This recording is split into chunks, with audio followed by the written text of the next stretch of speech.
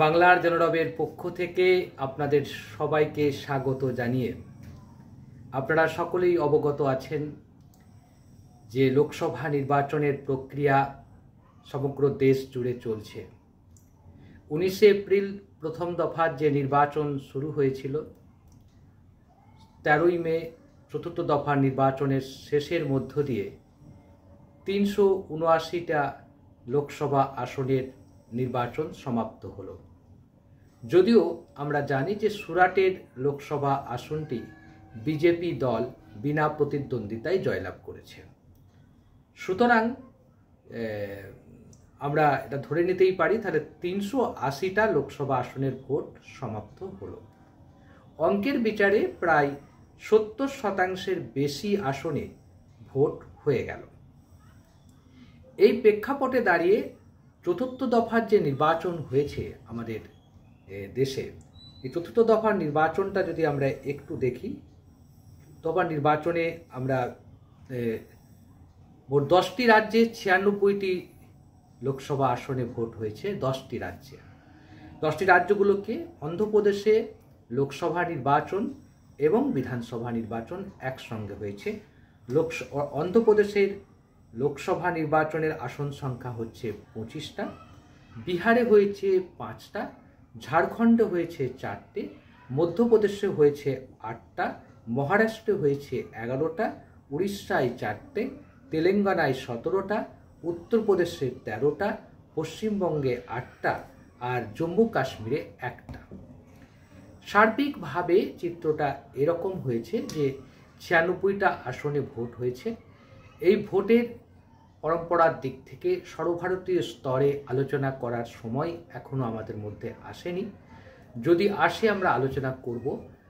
সন্ধে 5টা পর্যন্ত আমাদের কাছে যে খবর এসে পৌঁছেছে সেখানে আমরা জানি যে পশ্চিমবাংলায় প্রায় 76% ভোট পড়েছে, প্রায় মানে 75%-এর একটু বেশি পড়েছে। ধরে নিলাম 76% ভোট পড়েছে বিকেল 5টা পর্যন্ত। সর্বভারতীয় স্তরে ভোট পড়েছে 66% মতো। এই হচ্ছে আমাদের পরম্পরা। আজ সকালে আমি দুঃখ প্রকাশ করছি, মানে সকালে যে ভিডিওটি, মানে 13ই মে সকালে যে ভিডিওটি আমরা প্রকাশ করেছিলাম সেখানে আমি ভুল করে 10টি লোকসভা আসনে পশ্চিমবাংলায় ভোট হচ্ছে এই কথাটা বলেছিলাম। কিন্তু যদি আপনারা লক্ষ্য করে দেখেন যে আমি যে আসনগুলোর কথা বলেছিলাম সেখানে কিন্তু 8টা আসনের কথাই বলেছিলাম। খুব দুঃখের বিষয় হচ্ছে যে আমি এই ভুল তথ্য দেওয়ার জন্য আপনাদের প্রত্যেকের কাছ থেকে ক্ষমা চেয়ে নিচ্ছি। একজন ব্যক্তি, মানে আমাদের শ্রোতা দর্শক, তিনি ভুলটা ধরিয়ে দিয়েছেন। তার কাছে বিশেষভাবে আমি কৃতজ্ঞ। এই কারণেই তিনি ভুলটা ধরিয়েছেন এবং তিনি দেখেছেন, মন দিয়ে শুনেছেন। এটা সবচেয়ে বড় ব্যাপার। আমাদের মতো একজন ছোটোখাটো ইউটিউবারের বক্তব্য আপনারা মন দিয়ে শুনছেন, সেটা আমাদের কাছে সবচেয়ে শ্লাঘার বিষয় এবং আমি ব্যক্তিগতভাবে খুশি হয়েছি, তার প্রতি কৃতজ্ঞতা প্রকাশ করছি। ভবিষ্যতে অনেক বেশি সতর্ক থাকব, কারণ এই ধরনের তথ্য দেওয়ার আগে ভুলবশত বলে ফেলেছি, আমি এর জন্য দুঃখ প্রকাশ করছি। তবে আজকের আলোচনার বিষয়ে আমরা যাব। সর্বভারতীয় স্তরে আলোচনা আমরা এই মুহূর্তে করব না, শুধু একটুকু হিন্টস দিতেই পারি আমরা। এই যে 380টা লোকসভা আসনের ভোট হয়ে গেল, এর মধ্যে সুরাটটা ধরে নিয়েই বলছি, যেটা বিনা প্রতিদ্বন্দ্বিতায় বিজেপি জয়লাভ করেছে, গুজরাটের সুরাট লোকসভা আসনটি, সেটা ধরে নিয়েই 380টা লোকসভা আসনের ভোট সমাপ্ত হয়েছে।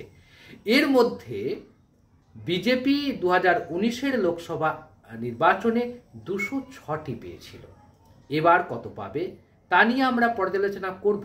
সেটা হচ্ছে আজকে মূলত আমরা যেটা আলোচনার মধ্যে আনবো, সেটা হচ্ছে পশ্চিমবাংলায় কি হবে। এটা নিয়ে খুব সংক্ষেপে আলোচনা করব। আপনাদেরকে বোরিং দেব না, বোরিং করব না। কারণ এই কারণেই করব না যে বোরিং না করার পেছনে একটাই কারণ যে আমরা এই বিষয়টি নিয়ে চর্চা অনেকবার করেছি। তবুও পশ্চিমবাংলায় যে 8টি লোকসভা আসনে ভোট হয়েছে, কেমন আজ ভোট হলো সেই বিষয়ে আলোচনা করব। বিষয়টি যেসব এলাকায় ভোট হয়ে, যেমন বীরভূম বোলপুর অশান্ত এলাকায় প্রত্যেকটা নির্বাচনে গণ্ডগোল হয়। এবারে কিন্তু অশান্তি হয়নি। সুন্দরভাবে শান্তিপূর্ণভাবে ভোট সমাধা হয়েছে এবং বোলপুর এবং বীরভূমে ভোটের যে সংখ্যাটা অনেক বেশি পড়েছে। মনে করা হচ্ছে যে এই দুটো কেন্দ্রে শাসক দলের ফেভারে ভোট গেছে, অর্থাৎ তৃণমূল কংগ্রেসের এই দুটি লোকসভা কেন্দ্র তৃণমূল কংগ্রেস ভালো ভোটের ব্যবধানে জয়লাভ করবে। যেমন ধরুন বীরভূমে যিনি প্রার্থী আছেন শতাব্দী রায়, এবং বিজেপি যার নিকটতম প্রতিদ্বন্দ্বী বিজেপি, তিনি যে দাঁড়িয়েছেন দেবতনু ভট্টাচার্য। আসলে দেবতনু ভট্টাচার্য তো দাঁড়ানোর কথা ছিল না, ছিল ওখানে দেবাশিস ধরের আইপিএস অফিসারের। তার মনোনয়নপত্র বাতিল হওয়ার কারণেই ওখানে শেষ পর্যন্ত দেবতনু ভট্টাচার্যকে বিজেপি ভোটে দাঁড় করায়। এবার ওখানে কংগ্রেসের প্রার্থী আছে মিল্টন রশিদ। মিল্টন রশিদ লড়াই করবেন, ভালো ভোট পাবেন। তারপরেও আমরা ভোট যেহেতু সমাধা হয়েছে তাই বলা যেতেই পারে ওই আসনটা শাসক দলের অনুকূলে যাবে, অর্থাৎ তৃণমূল কংগ্রেসের অনুকূলে যাবে বীরভূম লোকসভা আসন। দ্বিতীয় যে আসনটির বোলপুর লোকসভা আসন, বোলপুর লোকসভা আসনে আমরা সকলেই জানি যে ওখানে যিনি এমপি আছেন অসিত কুমার মাল, একসময় কংগ্রেসের এমএলএ ছিলেন, বিধানসভার অন্যতম সদস্য ছিলেন, খুব জনপ্রিয় সদস্য অসিত কুমার মাল, এবং তার গ্রহণযোগ্যতা বেশি এবং জনগণের সঙ্গে সম্পর্ক অনেক ভালো। সেজন্যই বলা যেতে পারে ওখানে বিজেপি যাকে প্রার্থী করেছিল প্রিয়া সাহা, এবং সিপিএম প্রার্থী করেছিল শ্যামলী প্রধানকে, ত্রিমুখী প্রতিদ্বন্দ্বিতা হলেও অসিত কুমার মালের জয়ের সম্ভাবনা উজ্জ্বল, কারণ ওখানে তৃণমূল কংগ্রেসেরই জিতবে বোলপুর লোকসভা আসনটা। একথা বলছি এই কারণেই যে অসিত কুমার মাল বলে বলছি, কারণ তিনি সিপিএমের আমলে ওখান থেকে জয়লাভ করতেন এবং সিপিএম তাকে হারাতে পারেনি।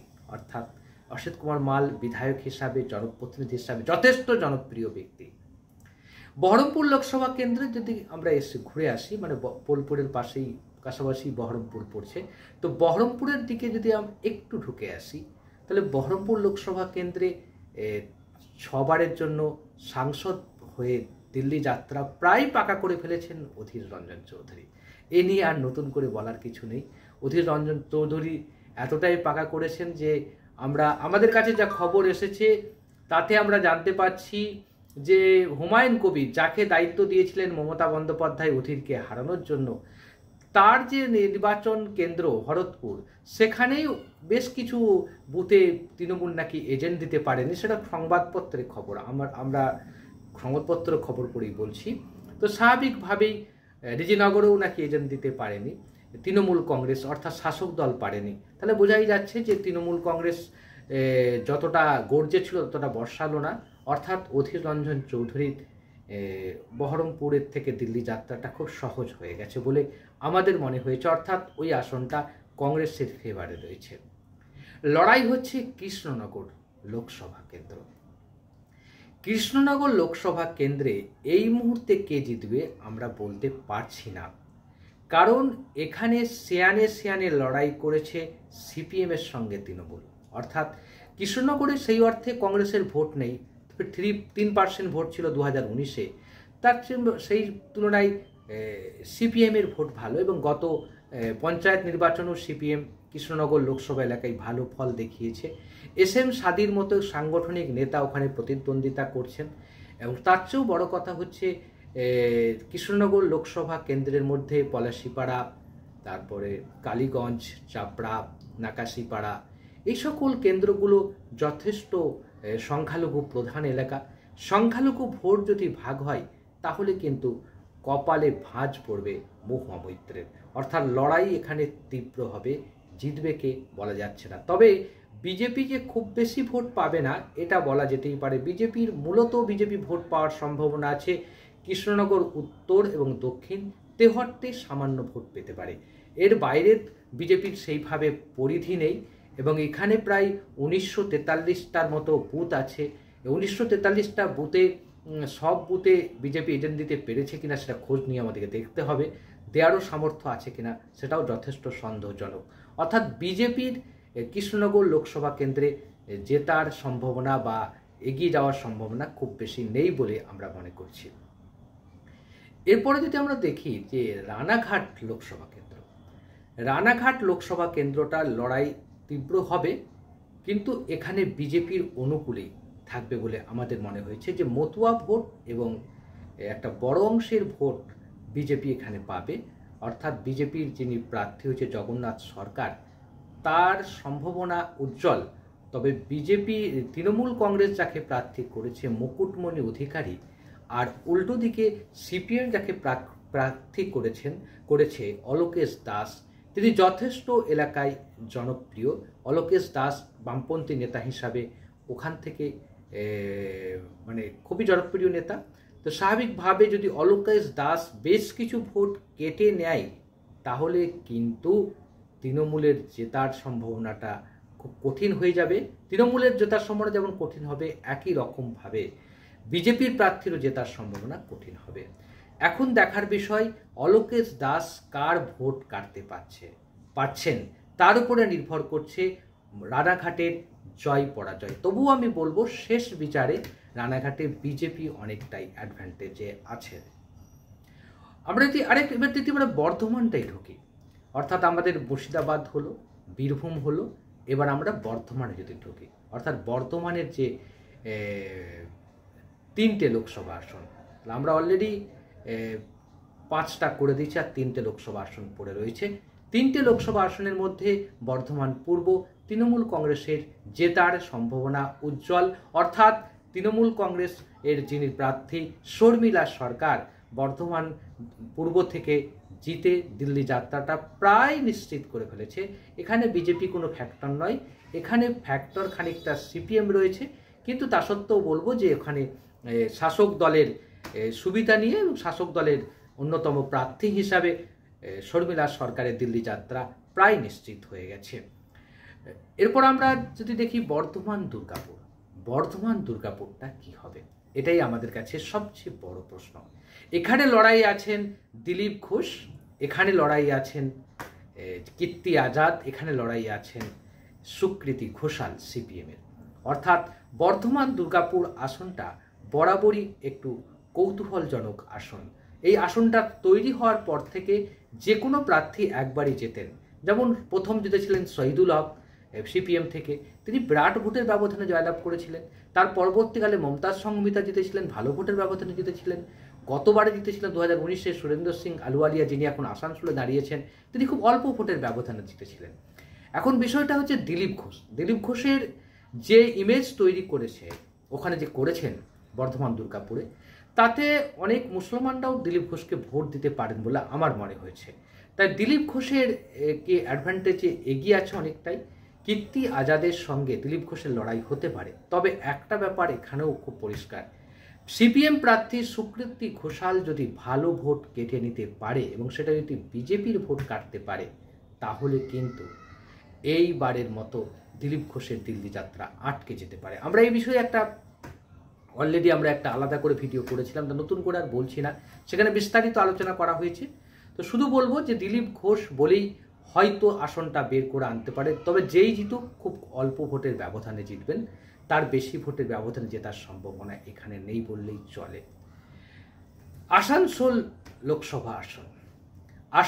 লোকসভা আসনে 2019-এ বাবুল সুপ্রিয় ভালো ভোটের ব্যবধানে জয়লাভ করেছিলেন।